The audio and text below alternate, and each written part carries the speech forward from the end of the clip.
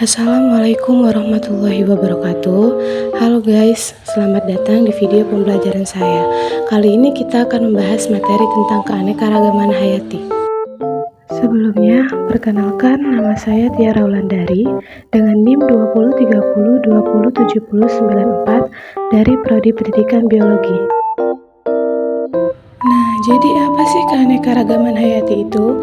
Menurut Undang-Undang Nomor 5 Tahun 1994, keanekaragaman hayati merupakan keanekaragaman di antara makhluk hidup dari semua sumber, termasuk di antaranya daratan, lautan, dan ekosistem akuatik atau perairan lainnya, serta komplek-komplek ekologi yang merupakan bagian dari keanekaragamannya, mencangkup keanekaragaman dalam spesies, antara spesies dengan ekosistem.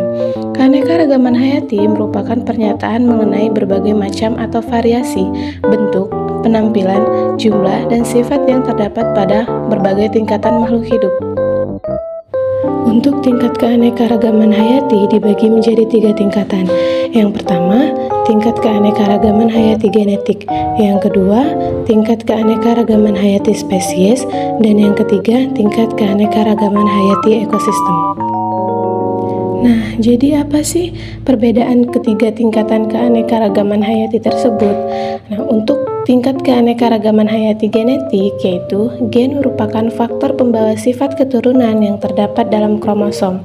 Setiap susunan gen akan memberikan penampakan atau fenotip, baik anatomi maupun fisiologi pada setiap organisme.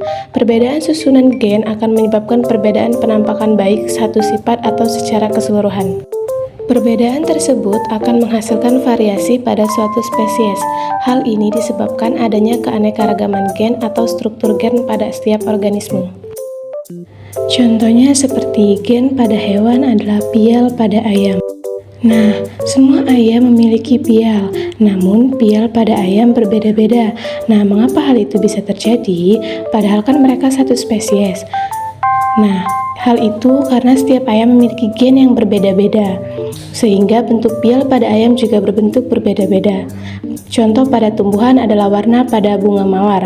Nah, kita tahu bahwa bunga mawar memiliki warna yang beragam. Ada merah, putih, ungu, dan lain-lain. Hal ini disebabkan bunga mawar memiliki gen yang berbeda-beda. Selanjutnya, keanekaragaman hayati tingkat spesies.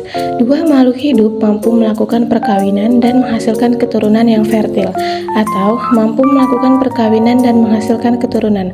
Maka, kedua makhluk hidup tersebut merupakan satu spesies. Keanekaragaman hayati tingkat jenis menunjukkan keanekaragaman atau variasi yang terdapat pada berbagai jenis atau spesies makhluk hidup dalam genus yang sama atau familia yang sama. Nah, dapatkah kamu membedakan antara kelapa, lontar, aren, dan pinang? Nah, meskipun mereka termasuk ke dalam familia yang sama, yaitu Aricaceae, namun mereka memiliki perbedaan. Misalnya tinggi batang, bentuk daun, bentuk bunga, serta tempat tumbuh.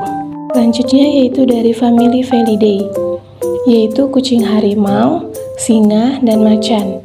Nah, kita bisa melihat perbedaan yang mencolok dari famili ini, seperti warna, tingkah laku, dan ukuran tubuh. Jadi, itulah contoh dari keanekaragaman hayati tingkat spesies. Yang terakhir, keanekaragaman hayati tingkat ekosistem. Ekosistem berarti suatu kesatuan yang dibentuk oleh hubungan timbal balik antara makhluk hidup atau komponen biotik dan lingkungannya atau komponen abiotik. Setiap ekosistem memiliki ciri-ciri lingkungan fisik, lingkungan kimia, tipe vegetasi atau tumbuhan, dan tipe hewan yang spesifik. Kondisi lingkungan makhluk hidup ini sangat beragam. Kondisi lingkungan yang beragam tersebut menyebabkan jenis makhluk hidup yang menempatinya beragam pula. Keanekaragaman seperti ini disebut sebagai keanekaragaman tingkat ekosistem. Secara garis besar terdapat dua ekosistem utama, yaitu ekosistem daratan atau ekosistem terestrial dan ekosistem perairan atau ekosistem akuatik. Ekosistem darat terbagi atas beberapa bioma, diantaranya bioma gurun, bioma padang rumput, bioma savana, bioma hutan hujan tropis, bioma taiga, dan bioma tundra. Keanekaragaman ekosistem terbentuk dari keanekaragaman gen dan jenis, sehingga dapat digambarkan suatu urutan berikut: gen, keanekaragaman jenis, keanekaragaman ekosistem. Misal, beberapa spesies palmae atau kelapa, siwalan, dan aren berinteraksi dengan lingkungan abiotik yang berbeda sehingga terbentuk ekosistem yang berbeda pula. Di antara ketiga spesies tersebut, kelapa di ekosistem pantai, siwalan di ekosistem savana, dan aren di ekosistem hutan basah. Contoh keanekaragaman ekosistem di Indonesia adalah ekosistem pantai. Pada ekosistem pantai didominasi oleh pohon kelapa dan hewan-hewan seperti kepiting, serangga, maupun burung-burung yang ada di pantai. Kemudian ada ekosistem sawah, di mana di dalam ekosistem ini didominasi oleh tanaman padi. Selanjutnya ada ekosistem hujan tropis, di mana pada ekosistem ini terdapat di daerah tropis yang memiliki ciri khas utama, yaitu tumbuhan yang beraneka ragaman. Mungkin itu saja video pembelajaran kita kali ini. Thanks for watching guys.